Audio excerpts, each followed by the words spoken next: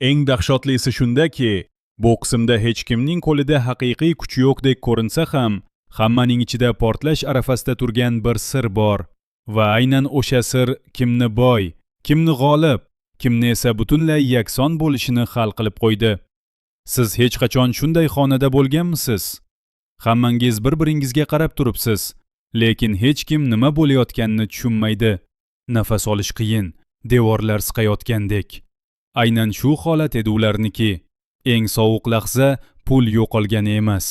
Eng sovuq lahza odamlar bir-biriga qarab turib, aslida allaqachon bir-birini sotib bo'lgan edi. Bir qarashda nazokat yana hammadan aqlli, yana hammadan ayyor, yana hammadan bir qadam oldinda yurayotgandek tuyuladi. U bolalariga mehr berayotgandek gapiradi, lekin har bir gapining tagida bezorilik, charchoq, nafrat va qutulish istagi yotibdi. U uydan ketayotgan ayol emas. U o'z ortidan kul bo'lib qolishi mumkin bo'lgan bir olovni tashlab ketayotgan ayol. Eng muhim detal shundaki, u ketishidan oldin hammani joy-joyiga qo'yadi. Pulni bo'lib tashlaydi, buyruq beradi, kameradan kuzatishini aytadi. Qayerga ketayotganini ham har kimga har xil aytadi. Bu oddiy ehtiyotkorlik emas. Bu nazokatning ruhiy holati. U nafaqat dushmanlaridan, hatto o'z soyasidan ham shubhalana boshlagan. Kimdir Turkiya deb o'ylasin, kimdir Parij deb o'ylasin, kimdir Rossiya deb o'ylasin. Bu ayol manzilni emas, izlarni chalkashtiryapti. Demak, u qochishni anchadan beri pishirgan va bitta narsani juda yaxshi biladi. U ketayotgan yo'lning ortida kechirim yo'q. Lekin aynan shu yerda qismning eng achchiq kinoyasi boshlanadi. Nazokat o'zini hammani aldadim deb o'ylagan paytda hayot uning oldiga o'zi tushunmagan bir tuzoqni qo'yib bo'lgan edi. U yengil bo'lib ketmoqchi bo'ldi. Pullarni kartaga o'tkazmoqchi bo'ldi. Tillalarni ham alohida saqlamoqchi bo'ldi. Go'yo endi yangi hayot boshlanadigandek. Ammo uning qo'lidagi narsaning vazni og'ir bo'lsa ham, qadrining og'ir emasligi ma'lum bo'ldi. Mana shu nuqta juda muhim. Nazokat bu qismda puldan ayrilgani uchun emas, nazoratdan ayrilgani uchun mag'lub bo'ldi. U doim boshqalarni o'qirdi. Odamlarning zaif joyini topardi. Kimni nima bilan sindirishni bilardi. Bu safar esa u o'zi ko'rmay qolgan eng katta detallardan yiqildi. Soxta pul bu shunchaki jinoyat belgisi emas. Bu ramz. U qurgan butun dunyo ham aslida soxta bo'lganini hayot uning yuziga urib qo'ydi. U mehrni soxtalashtirdi, sadoqatni soxtalashtirdi, oilani nazorat bilan adashtirdi, muhabbatni manfaatga almashtirdi.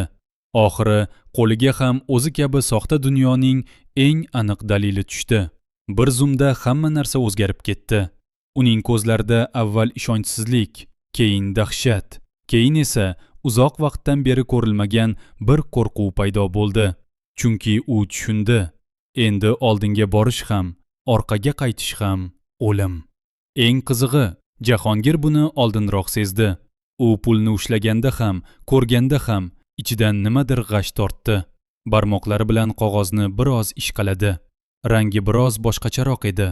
Yoki yo'q, unga shunday tuyuldimi? U bir zum o'ylanib qoldi. Ko'zlari pulga tikilib, miyasida bir nimalar aylana boshladi. Lekin aytmadi, og'zini ochmadi.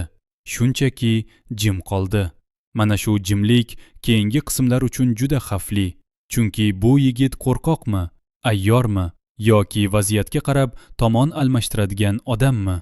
Endi shu savol ochiladi. U aytmagan haqiqat ertaga uni guvohga ham, sherikka ham, xoin sifatida gumondorga ham aylantirishi mumkin. Bir tomonda vijdon, bir tomonda qo'rquv. U esa ikkovining o'rtasida mayda bir nuqtadek qolib ketdi.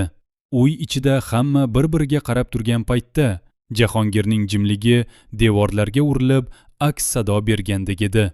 Hech kim sezmadi. Lekin bu yerda eng muhim narsa shu. Ba'zida aytilmagan haqiqat aytilgan yolg'ondan ham ko'proq zarar keltiradi. Sodiqboyning chizig'i esa bu qismda tashqi g'azab bilan ichki vahima qanday bir-birini yeb bitirishini ko'rsatdi. U kasalxonada hamon o'zini hukmdordek tutadi, odamlarni qo'rqitadi, hamshiralarga bosim qiladi, hatto yotgan joyida ham hokimiyatini eslatib turadi. Lekin kuchli odamning eng katta fojiasi shu: Tanasi yotib qolsa ham, ego hali ham tik turadi. Sodiqboyning kechasi bilan bezovta bo'lgani, tushiga pul kirgani, xavotiri kuchaygani bekorga emas edi. Bir kuni tunda u birdan uyg'onib ketdi. Atrofda hech kim yo'q. Yolg'iz. Qorong'ida shiftga qarab yotarkan, yuragi gursillab urardi. Qayerdadir bir narsa noto'g'ri ketayotganini his qildi. Bu oddiy gumon emas, bu ichki sezgi. Odam o'z qo'li bilan to'plagan gunohlarining hidini eng avval o'zi sezadi. Shuning uchun u pulni bankka ko'chirmoqchi bo'ldi. Go'yo temir seyfdan bankka o'tkazsa, xotirjam bo'lib qoladigandek. Afzalbek bilan G'aybullo akaning harakati ham juda muhim. Ular nazokatni to'xtatmoqchi bo'lishyapti, lekin bu yerda faqat jinoyatchini ushlash niyati yo'q. Bu yerda eski hisob-kitob, eski alam, eski qarzdorlik ham bor. Bir kuni kechasi ikkovi bir xonada yolg'iz qolishdi. Afzalbek derazadan tashqariga tikilib turardi. G'aybullo aka esa choy ichardi. Hech kim gapirmadi. Chunki ikkovi ham bir narsani bilardi. Bu faqat qonun emas, bu intiqom. Afzalbekning Sodiqboyga achinishda ham yillar og'rig'i bor. U dushmanining yiqilganidan xursand bo'ladigan odam emas, lekin bu rahm shafqat mutlaqo xavfsiz emas. Chunki inson bir paytning o'zida ham insoniy bo'lib, ham o'z foydasini ko'ra oladi. Shuning uchun menimcha keyingi qismda Afzalbek va G'aybullo aka nazokatga qarshi birlashadi. Lekin bu birlik uzoq davom etmaydi. Nazokat qo'lga tushsa ham u jim turadigan ayol emas. U o'zini qutqarish uchun hammaning